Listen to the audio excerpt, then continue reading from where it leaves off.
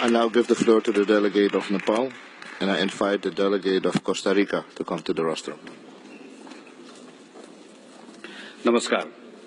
Nepal condemns the recent attack of terrorism at a concert in Manchester, and while extending our sympathies and condolences to the victims and their families, we express our solidarity with the Government of the United Kingdom. Respected President, Excellencies, Director General Dr. Chan, distinguished delegates, ladies and gentlemen, I would like to take this opportunity to recognize Director General Dr. Chan's 10 years of distinguished service and their contribution in improving global health. We are especially grateful to Dr. Chan and WHO Regional Office, Head Office, for the support Nepal received in the aftermath of the devastating earthquake of 2015. I also take this opportunity to welcome and congratulate Dr. Tedros as the new Director General. I am confident that the vision Dr. Tedros carries for the WHO will greatly benefit the humanity. I wish him all the success for his tenure. Respected President, confronted with the emergence and re-emergence of many diseases and health challenges in our time, we have taken meaningful initiatives in international health partnerships and charting the course of global health diplomacy. No longer is health an issue of a single nation state. No longer is health confined to delivering health care only. If harnessed effectively through partnerships, positive health outcomes can foster economic progress and promote peace and stability.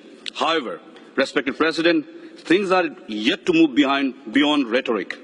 The international cooperation, much dominated by donor-recipient relations, has not been a true partnership of member states to face common challenges. We have been talking about South-South cooperation, but still not able to harness its true potential. Despite many past discourses on multi-sector action and health in all policies, we have not been effective to inculcate the importance of health into the core business of other sectors. Respected President, WHO will have to play a crucial role to address these practical gaps. While recognizing that ministries of health remain key partners for WHO, it needs to go beyond its customary role of facilitating health agenda through regional offices among ministries of health and start constructive engagement to muster political will through forums like ASEAN, SAARC, or African Union. At national level, WHO can play a catalytic role to instill the idea among the political leaderships like finance ministers, foreign ministers, ministers of internal affairs, etc., that resources incurred on health are investments, not expenses, and that health ministries are not the sole custodian of the health sector. Respected President, in Nepal, 67% of out-of-the-pocket spending on health is for drugs and medical commodities. I believe many other countries also confront similar high costs on drugs and medical commodities. This problem keeps straining our health systems and remains a major hindrance in our path towards universal health coverage. However, we have not done much to alleviate the cost of drugs. For developing countries, the disparity between the rich and the poor to cope with the burden of non-communicable diseases is now breeding new forms of health inequities. It is therefore obligatory for us to strengthen primary health care by striking a right balance between investing in community-based approaches and facility-based care, and ensuring linkages between communities and health institutions.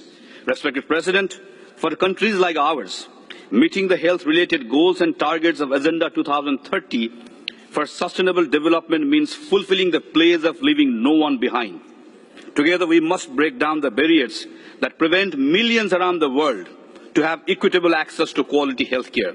For this, we must challenge our conventional thinking and customary ways of doing business.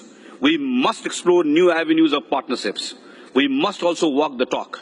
Respected President, this is where I believe the new leadership of the WHO will have a crucial role to play.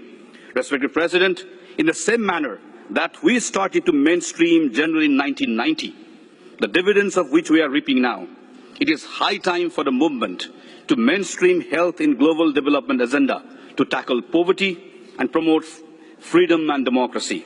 To conclude, let me quote the words of Henry Frederick Amiel, a 19th century Swiss philosopher and a native of this city. In health, there is freedom. Health is first of all liberties. Thank you very much. Namaste. Thank you very much.